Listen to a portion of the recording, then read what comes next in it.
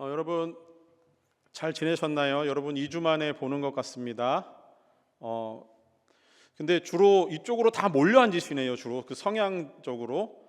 그죠? 여기도 조금 앉으면 좋을 것 같고 그냥 제가 이렇게 이런저런 생각을 하면서 이 공간이 솔직히 그 우리 청년부가 쓰기에는 너무 넓어요. 그런데 제가 이번에 그 휴스턴에 그 서울교회를 다녀오면서 그 교회 청년들도 우리랑 거의 한 비슷한 규모의 청년들이더라고요. 근데 그 예배당은 우리보다 조금 작긴 한데 그래도 그 비슷한 규모의 예배당이었어요. 근데 어떻게 쓰나를 봤더니 그 예배당은 그냥 이렇게 딱 직사각형 네모 반듯해서 쓰기 편하더라고요. 그래서 뒷줄은 그냥 줄로 딱 막아서 못 앉게 하고 가운데 이렇게 딱 파티션을 쳐가지고 뒤에는 못 앉게 했어요. 근데 우리는 파티션을 치려고 하면 이만큼 쳐야 되니까 이거 좀 불가능한 것 같고 좀 이렇게 상의를 해가지고 여기 딱 줄로 요 딱 가운데 여기만 딱 앉으면 딱 좋을 것 같아요. 여기 혹시 차고 넘치면 조금 이렇게 벌리고 별로 이렇게 반응이 안 좋네요. 안 할 수도 있어요.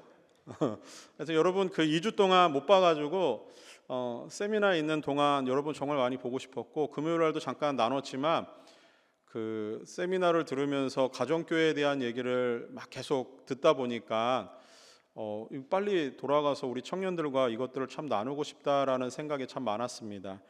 그래서 한 목요일쯤 되니까 여러분의 얼굴들이 하나하나 떠오르면서 너무 보고 싶어가지고 제가 같이 갔던 저희 아내한테 우리 세미나 그만하고 집에 가자 막 이런 얘기도 했는데 비행기 값이 아까워서 끝까지 있었어요 결국. 하여튼 여러분들이 기도해 주신 덕분에 잘 다녀왔고 그리고 뭐 가정교회라 그러면은 좀 거부감이 있을 수 있지만 그 교회는 가정교회를 하는 교회여서 가정교회에 대한 것들을 많이 좀 경험하고 보고 왔습니다. 제가 누렸던 하나님이 주신 은혜들 주신 마음들은 차차 그 여러분과 함께 우리 청년회 앞에 어떤 방향으로 우리 청년회가 가면 좋겠다라는 것들은 좀 같이 나누면서 가려고 하고요. 그리고 오늘부터 시작을 해서 그 당분간은 교회와 관련된 교회가 무엇이고 우리에게 주신 그리스도의 사명은 무엇인지를 말씀을 통해 좀 나누면서 그리고 여러분과 함께 이 교회에 대한 한번 아름다운 그림들을 같이 그려가 보면 좋겠다라는 생각이 있습니다. 자, 오늘 말씀의 제목은 세상 속 거룩한 공동체 교회입니다. 그래서 이 부분을 우리가 함께 나누면서 이 세상에 존재하는 여러 그 공동체가 참 많잖아요. 가정도 하나의 공동체가 될 수 있고 여러분이 소속되어 있는 학교 내 동아리 뭐 아니면 회사 이게 다 일종의 두 사람 이상만 모여도 공동체라고 표현할 수 있다라고 하면은 여러 다양한 공동체가 있을 거예요. 그 공동체인데 이 세상 속에 존재하는 모든 공동체가 다 교회라고 불려지지 않는 이유는 그 공동체, 교회가 가지고 있는 어떤 특징 그리고 교회가 해야 되는 사명 이것이 세상 속에 있는 다른 공동체와 비교가 되기 때문이 아닐까라는 생각을 하게 됩니다. 혹시 여러분 요 근처에 있는 샌프란시스코는 한 번씩은 다 가보셨나요? 샌프란시스코에 랜드마크와 같은 게 뭐가 있죠? 그 다 안 가보신 분들 같이 대답을 못 하시는데 제가 알려드릴게요. 골든 게이트 브릿지가 있습니다. 사진을 한번 보시면은 이렇게 생겼어요. 한번 가보고 싶으신 분들은 이 그림을 잘 캡처해가지고 한번 가보세요. 골든 게이트 브릿지인데 이게 1937년에 이 다리가 건설이 됐대요. 근데 이 처음에 지었을 때만 하더라도 금문교라고 하죠. 이 브릿지가 뭐 당시 세계 최고의 그리고 최초의 그 현수교라고 불렸다라고 합니다. 이게 이제 이 다리를 가만히 보다 보면은 이 다리가 세워져 있는 저 좁은 이 협곡이라고 하는 이 좁은 물살이 바다가 흘러가는 그 바다 그 공간이 되게 좁대요. 그러니까 넓은 바다에서 갑자기 좁은 바다로 확 이렇게 물이 밀려 들어가다 보면은 우리 그냥 상식적으로 거기 물살이 되게 셀 거 아니에요, 그죠? 물살이 세다 보면은 바닥이 깎이면은 바닥도 깊을 거예요. 그러다 보니까 이 샌프란시스코와 그 건너편에 있는 그 저쪽 섬을 이렇게 연결하는 그 다리가 필요했는데 이게 그 당시 기술로는 놓기가 굉장히 까다롭고 어려운 것 중에 하나였다라고 합니다. 자, 그럼에도 불구하고 이 다리의 필요성이 있었기 때문에 다리를 놓게 되었는데 다리를 만드는 게 굉장히 어렵다 보니까 그 현수교라고 하는 방식으로 이제 만든 거래요. 근데 이제 제가 현수교가 저도 뭐 건축을 전공한 사람은 아니라 봤더니 그 다리를 가만히 놓고 보면은 저 다리는 이쪽과 저쪽에 두 개의 그 큰 탑이 있죠. 타워가 세워져 있고 이게 그 각각의 육지에 세워진 거고 바다 한가운데는 아무 구조물이 없어요. 그러면은 저 그 타워를 이렇게 그 다리라고 하는 상판을 연결하는 과정에서 이 줄로 이렇게 와이어로 케이블로 연결을 한 거예요. 그러니까 따지고 보면은 저 다리는 그냥 줄로 잡아놓은 다리예요. 그게 현수교라고 하더라고요. 근데 이게 그 얼마나 대단한 거냐면은 이 당시에는 이것을 만들 수 있는 뭐 기술적인 한계도 여러 가지가 있었고 이 저 무거운 다리를 저 받치려고 하면은 케이블이 굉장히 강해야 될 거 아닙니까? 근데 이 케이블이 그 굉장히 중요한 구실을 할 텐데 그거를 어떻게 만들까 많은 이 공학자들이 연구를 해봤대요. 저는 그 2018년 처음으로 이 샌프란시스코 여행하면서 그 베이브리지가 저는 처음에 금문교인 줄 알았어요. 근데 베이브리지가 아니라 또 골든 게이트가 있다고 하는 것을 알고 한번 가봤더니 거기 가니까 그 이 비지터 센터가 있더라고요. 거기 갔는데 딱 앞에 가면은 그 이만 되게 큰 그 어떤 구조물이 하나 있는데 그거 가만히 보니까 그게 저 다리를 연결해 놓은 케이블이라고 하면서 그걸 딱 잘라 놓은 그 절단면을 보여주는 게 있었어요. 그 다음 사진 한번 보시면은 이 사진이에요. 보기에는 그냥 일반 그 어떤 강철 그 와이어 같이 생겼지만 실제로 저기를 가만히 들여다보면은 굉장히 그 가는 나사들이 이렇게 얼기설기 꼬여 있는 형태예요. 그래서 이게 그 거의 27,572개의 와이어가 하나하나씩 이렇게 꼬아가지고 덩어리를 만들고 또 그 큰 덩어리를 또 꼬아가지고 또 더 큰 덩어리를 만들고 이런 식으로 해가지고 저 큰 그 거의 직경이 1m 가까이 되는 저런 와이어를 만들어냈다고 합니다. 그래서 그거를 저 다리를 고정하기 위해서 이제 탑에다가 설치를 해서 이렇게 걸어 만든 형태라고 해요. 자, 이걸 보면서 제가 느낀 게 하나 있어요. 이 그 저 긴 다리의 그 전체적인 길이 자체가 거의 그 3km가 조금 안 돼요. 따지고 보면 2,825m 정도 된다라고 하는데 이 그 어마어마한 구조물을 받쳐 올리는 와이어 그것은 실제로는 어떻게 보면 우리의 머리카락보다 조금 더 굵은 작은 와이어에서 시작을 합니다.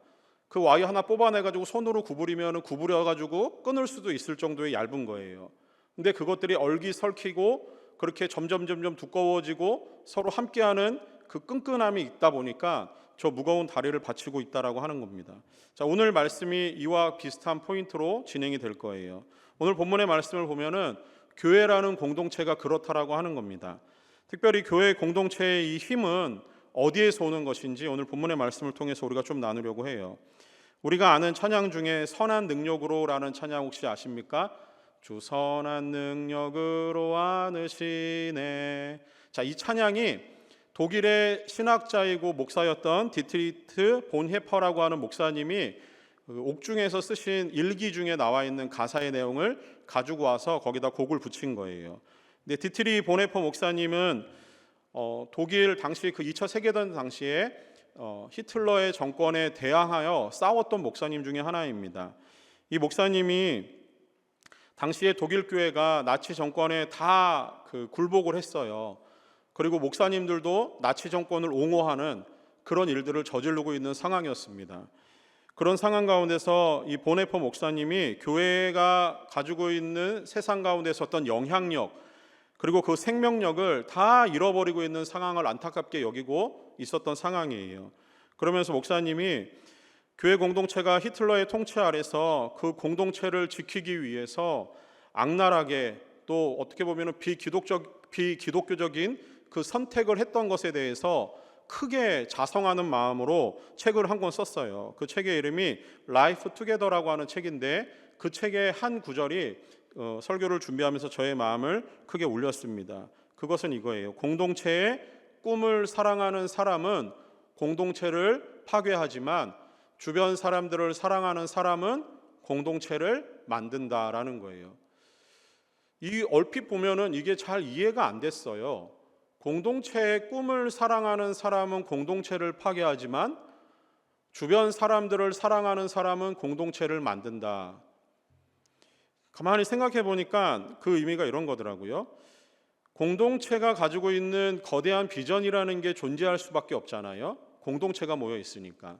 근데 그 공동체가 추구하는 비전이라는 게 당시 이 보네퍼 목사님의 눈에 보기에는 그 독일 히틀러 정권 나치즘 아니면은 일본의 어떤 식민 사관과 같은 그런 것들과 비슷한 거였을 거예요.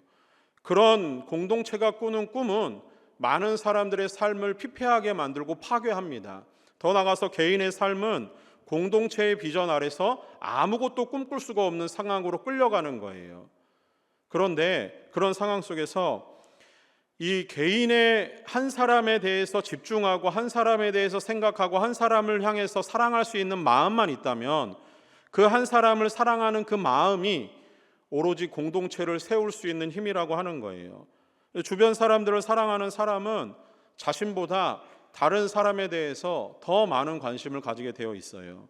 자신은 손해를 보더라도 다른 사람을 돕고 이롭게 하려는 마음이 있기 때문에 그렇습니다. 나의 성공이 아닌 다른 사람을 성공하도록 도와주는 꿈을 가진 사람이 있다면 그 사람이 만들어가는 공동체는 참 아름답고 행복할 것 같아요. 우리가 아는 한 사람이 바로 그 꿈을 꾸고 있었고 그 꿈을 실현하기를 원하고 있었습니다. 그는 사람들로부터 외면당하고 소외당한 사람들을 돌아보고 그런 사람들을 사랑하셨어요. 사회적으로 힘이 없고 약자들을 찾아 돌아다녔고 그 약한 사람들의 친구가 되어주셨습니다. 전쟁으로 인해서 부모를 잃은 고아들, 남편을 잃고 홀로 자녀를 키우는 과부들, 또 병이 들어 힘이 없고 약한 환자들, 또 다른 사람들로부터 손가락질을 받을 만한 그런 어떤 세금을 걷는 사람들, 자신의 몸을 파는 여인들, 그런 사람들의 친구가 되어주셨어요. 그의 주변에는 항상 많은 사람들이 따라다녔고 그의 가르침에 많은 사람들이 감동을 받았습니다. 그 사람이 가진 리더십은 섬기는 리더십이었어요.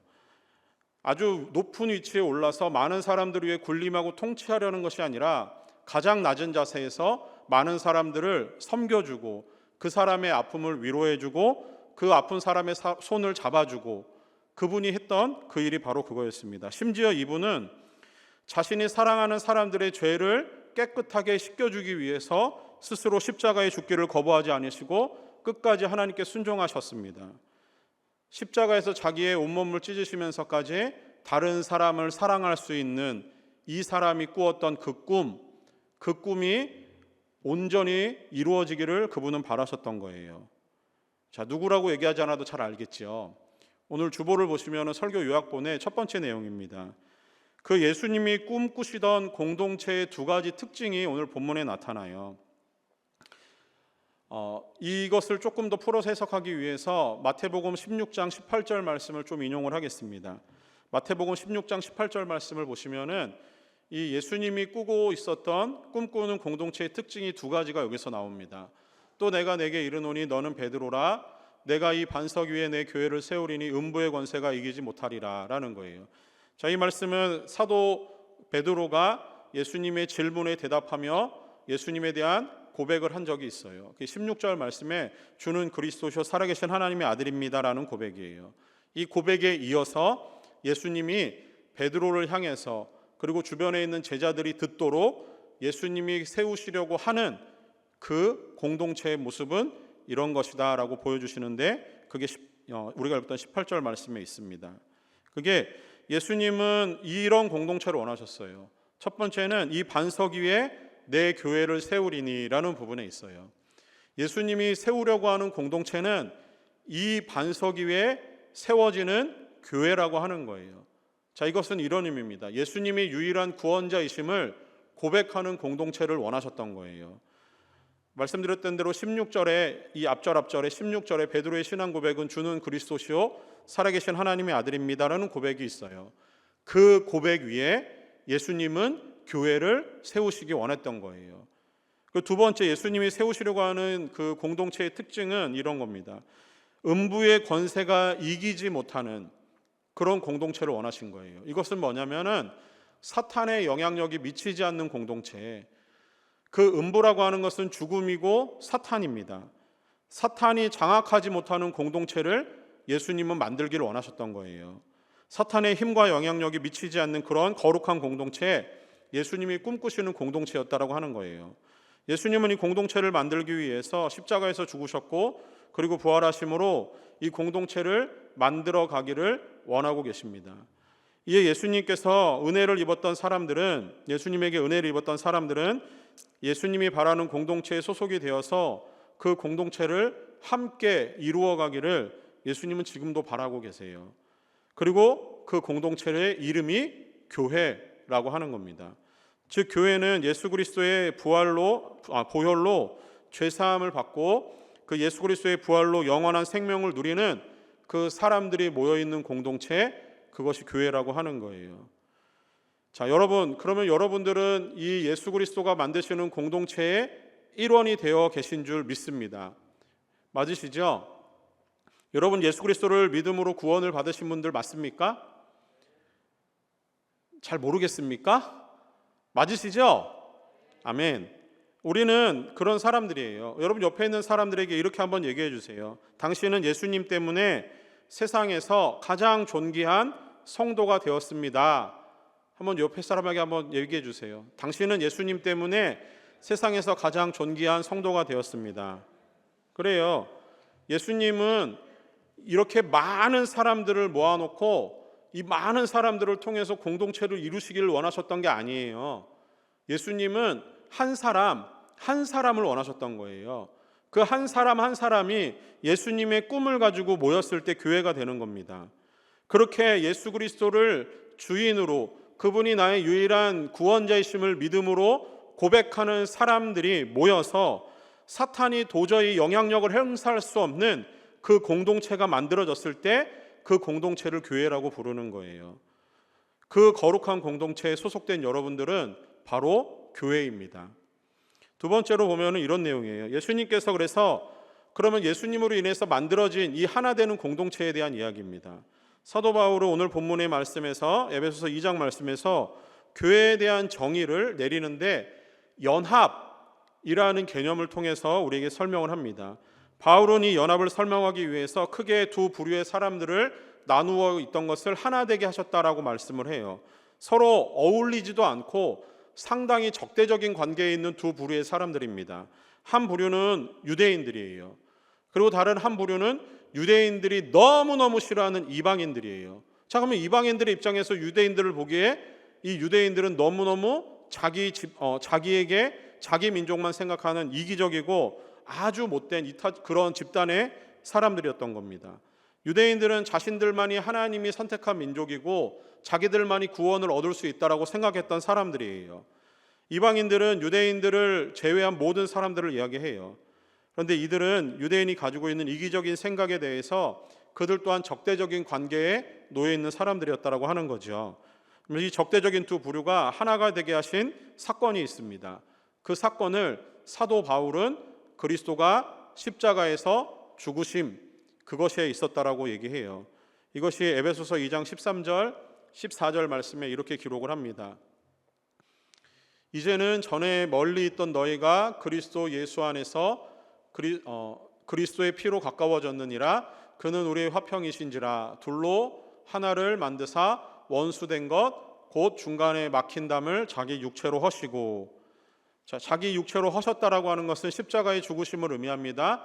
여기 나와 멀리 있던 너희라고 하는 것은 한쪽에는 유대인, 한쪽에는 이방인을 얘기해요. 서로 가까워질 수 없는 이 사람들이 예수 그리스도가 십자가의 죽으심으로 말미암아 화평, 그 막힌 담을 허셨던 것은 그리스도의 십자가의 사건이라고 이야기합니다.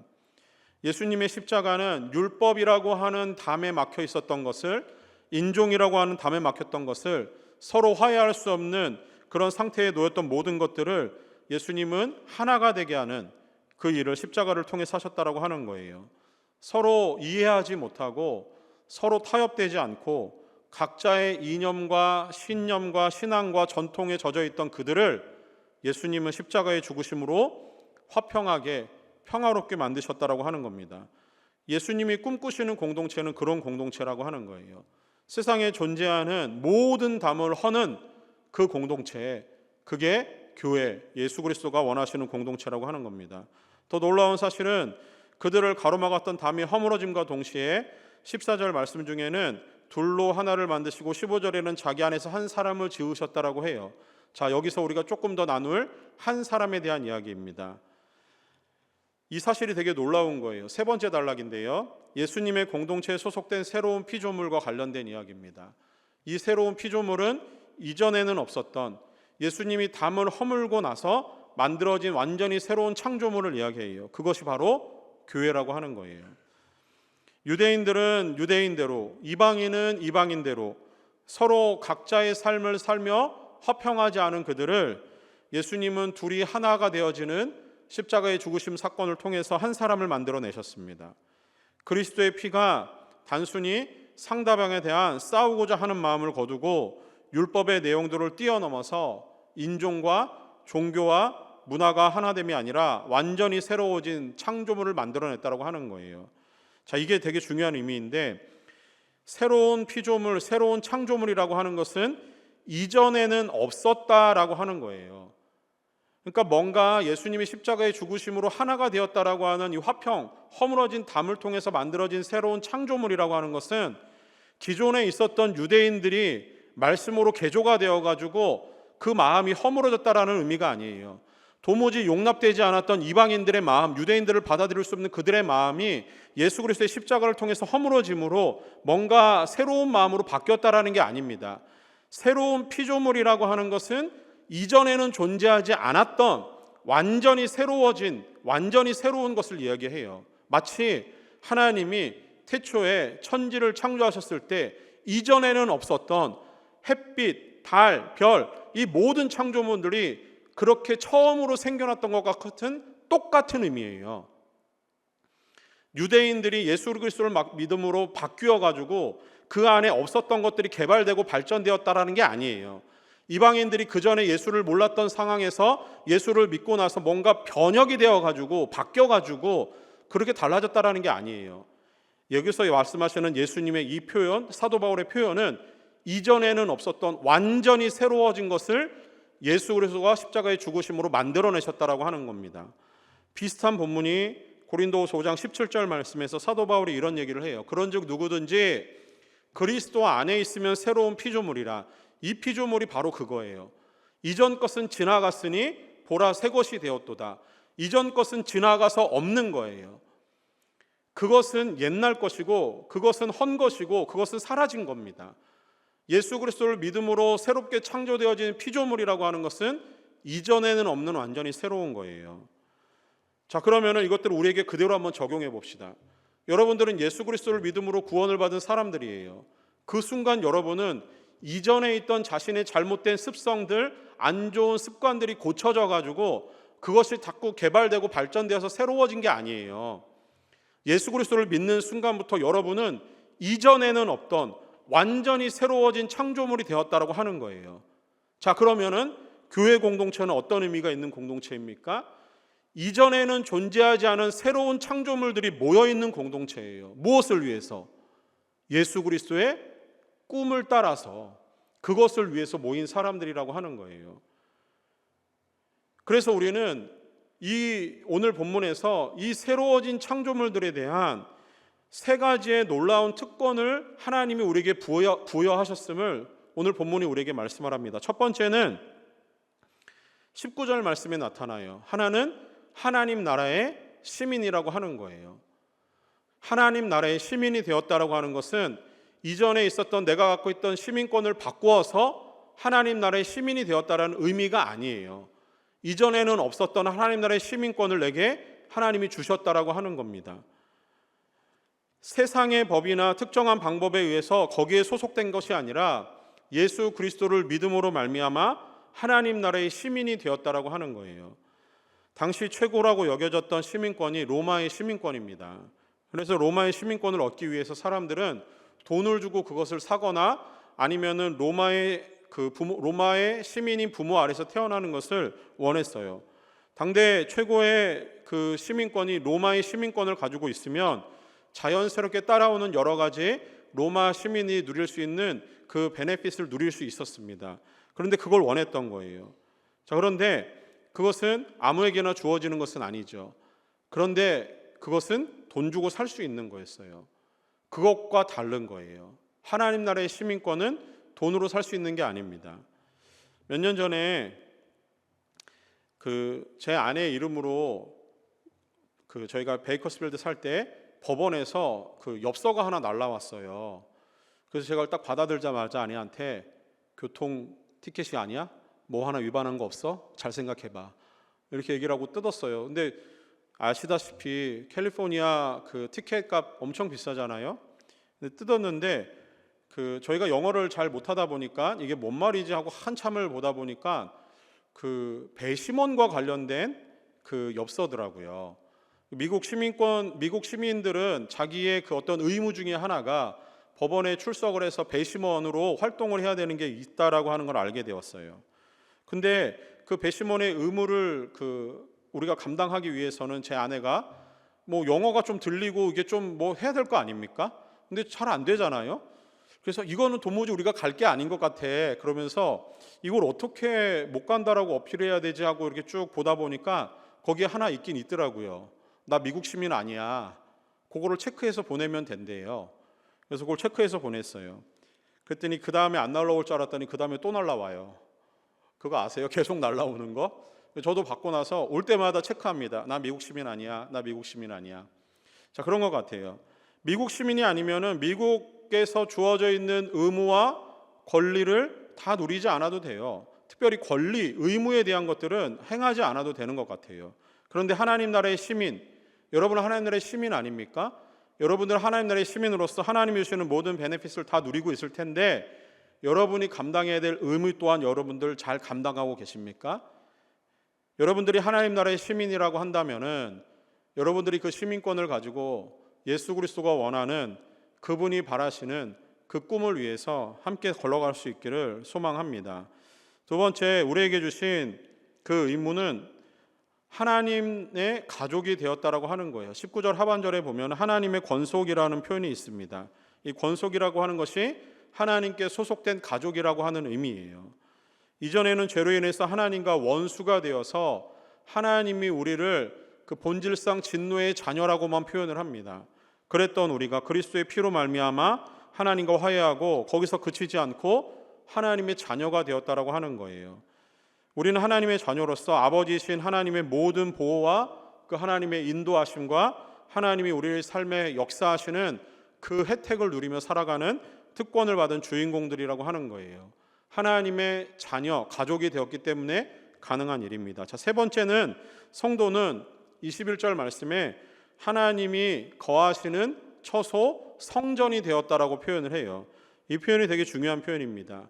앞에서 설명했던 것처럼 하나님 나라의 시민이고 동시에 하나님의 가족이라고 하는 것은 지극히 개인적인 신분과 특권을 의미하는 거예요. 자, 그런데 여기서 하나님의 성전이 되었다라고 하는 이 성전의 개념에서는 이것은 개개인의 연합을 이루는 공동체를 의미해요.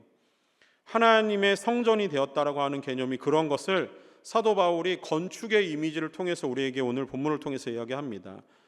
자, 먼저 교회, 이 하나님의 성전이 올려져 있는 기본적인 터가 있어요. 19절 말씀에 보니까 사도들과 선지자들의 터 위에 서 있다라고 합니다.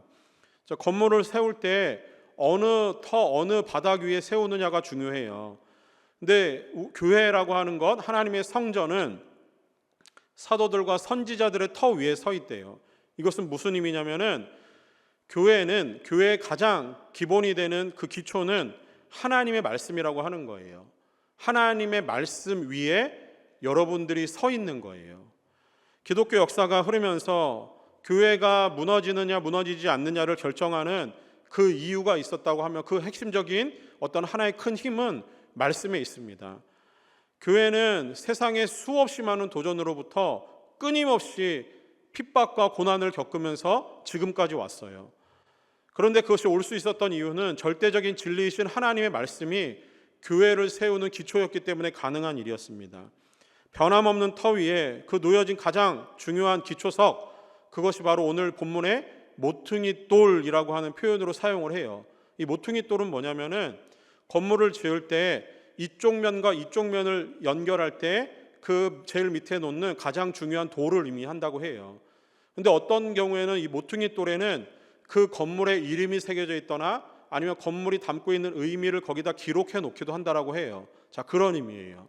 모퉁이 돌은 예수 그리스도를 의미해요. 예수 그리스도가 이쪽 면 서로 다른 면을 연결하고 붙이는 의미가 있다라고 하는 겁니다.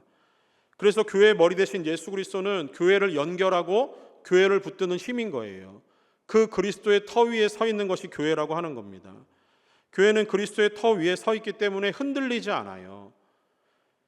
자, 21절 말씀에서는 그의 안에서 건물마다 서로 연결하여 주 안에서 성전이 되어가고라고 표현을 합니다. 모퉁이 돌을 중심으로 건축할 때 있어서 재료들이 쌓여가는 거예요. 그걸 서로 연결하고 하나의 웅장한 건물로 세워지듯이 그의 안에서, 주 안에서, 그리스도 안에서 성도들은 서로 유기적으로 연합을 하며 서로를 붙들어주고 서로를 세우는 힘이 있다라고 하는 겁니다. 그리스도 안에 있다라고 하는 이 표현, 이것이 굉장히 중요한 거죠. 그리스도가 교회의 머릿돌이 되시고 서로 다른 재료들을 하나로 이어주는 끈끈한 힘이 되어서 교회가 세워지고 있고 공동체가 세워진다라고 하는 겁니다. 예수님이 우리 안에서 그 끈끈한 생명의 흐름을 계속해서 주고 계시기 때문에 우리는 그 안에서 서로 연결되어 있는 거예요. 22절 하반절에서는 그리스도 예수 안에서 그렇게 함께 지어져 가는 것이 교회라고 하는 겁니다. 그리스도가 꿈꾸는 공동체는 그리스도 안에서 함께 지어져 가는 거예요. 그리스도를 통해서 영원한 생명을 이어받고 그 영원한 생명을 가지고 서로 연합하며 끈끈하게 떨어지지 않는 그 연합, 그게 교회 공동체라고 하는 겁니다. 이것이 교회 정체성이에요. 그렇게 세워진 하나님의 성전이야말로 하나님이 거하실 만한 그 아름다운 장소가 될 수 있는 거예요. 이런 진정한 교회의 정체성을 가지고 있는 거룩한 공동체가 바로 교회입니다. 그런데 우리가 금요일 날 성령을 믿습니다라는 부분을 잠깐 나누었잖아요.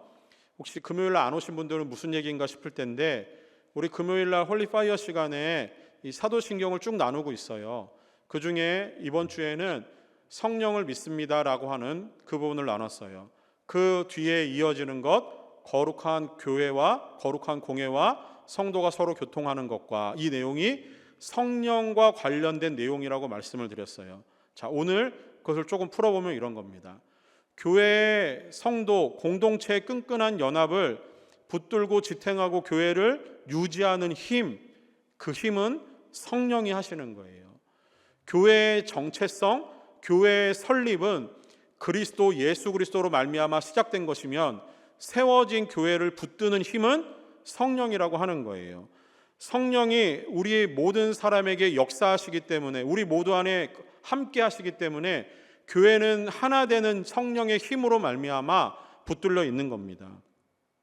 우리 안에 거하시는 성령께서 그리스도의 영원한 생명력을 우리에게 적용하시는 거예요. 여러분에게, 저에게 그것을 끊임없이 적용하시고 적용하시기 때문에 우리는 그리스도의 공동체로 하나로 묶일 수 있는 겁니다. 이게 교회라고 하는 거예요. 이게 그리스도가 꿈꾸었던 공동체의 모습이라고 하는 겁니다. 결론입니다. 여러분, 샌프란시스코에서 조금 더 북쪽으로 올라가다 보면은, 제가 기억하기로 한 6시간 정도 더 올라가다 보면은 레드우드 내셔널 파크가 있어요. 거기에 제가 몇 년 전 여름에 가족들과 휴가로 여행을 갔다 온 적이 있는데, 뭐 거기뿐만이 아니라 레드우드 있는 숲들은 많이 있잖아요. 근데 이 레드우드가 여러분도 알다시피 세상에서 아마 제일 큰 나무라고 하더라고요. 이 사진을 보시면은 혹시 모르시는 분들을 위해서 이런 나무입니다. 베이커스필드에 있을 때 세콰이어 국립공원에 몇 번 가본 적이 있는데, 거기에 가면은 한 20명이 이렇게 어른들이 손을 잡아도 다 두를 수 없을 것 같이 이렇게 큰 나무가 있어서 처음엔 놀랐는데, 이 나무가 이렇게 있어요. 보통 자라게 되면은 60m에서 더 높게 자라는 것들은 90m, 100m까지 자란다라고 해요. 이 나무가 얼마나 오래 사냐면 한 2400년 정도 산다고 해요. 근데 이렇게 큰 나무가 우리가 생각했을 때는 되게 깊이 뿌리를 내릴 것 같잖아요. 그런데 레드우드 내셔널 파크에 있는 이 레드우드 나무들은 그 밑에 집안 자체가 화강암으로 되어 있대요. 그게 굉장히 딱딱한 암석이라고 합니다. 나무 뿌리가 그것을 뚫고 지나갈 수가 없대요.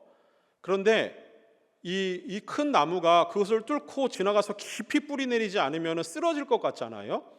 근데 연구해 보니까 이 나무가 이렇게 버틸 수 있는 힘이 있어요. 그 다음을 보시면은 뚫고 지나가지는 못하지만 이 척박한 환경에서도 이 나무가 이렇게 밀집되어 가지고 여러 나무들이 서로 뿌리가 서로 연결되어 있는 거예요. 먼저 자랐던 나무는 굵은 뿌리를 넓게 펼쳐 가지고 새롭게 자라는 나무를 딱 잡아주는 역할을 한다고 해요. 함께 자라는 나무는 그 비슷한 뿌리들을 서로 얼기설켜 가지고 이 나무가 높게 자랄 수 있도록 서로 붙들어주는 역할을 한다고 해요. 여러분, 이런 겁니다. 우리 주님이 원하시는 공동체는 이런 공동체예요. 우리 가운데는 신앙의 연륜과 신앙의 성숙도가 모두 달라요. 그 마음과 가지고 있는 여러 가지 영적 상태뿐만이 아니라 성품도 다 다르잖아요. 한번 보세요. 생긴 것도 어쩜 이렇게 다 달라요? 한국 사람들인데 다 달라요. 그런데 우리가 그리스도라고 하는 그분 안에서 하나로 연합할 수 있는 힘이 있다라고 한다면은 바로 이런 거예요. 나보다 조금 못한 내 지체 형제 자매를 위해서 손 내밀어 주는 거예요. 그가 아름답게 그리스도 안에서 성장할 수 있도록 도와주는 거예요.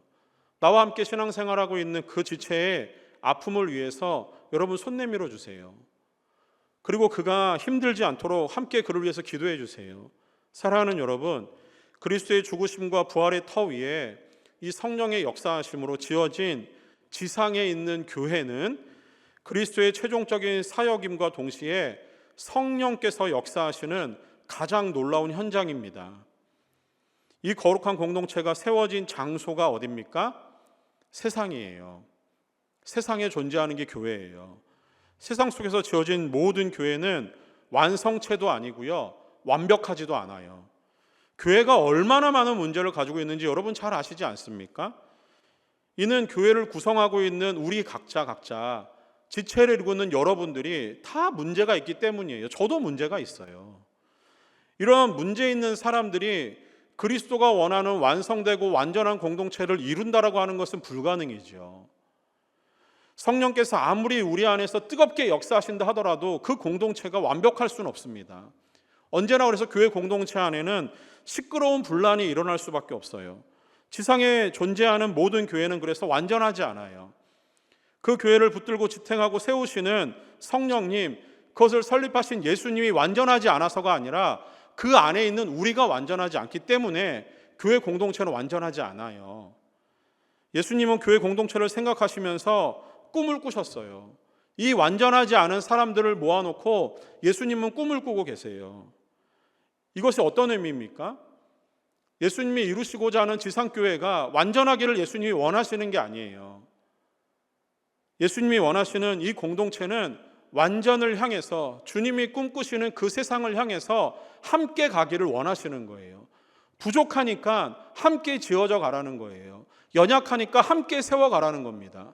그 부족함과 연약은 누가 채우십니까? 성령이 지탱하시고 성령이 채우시는 거예요.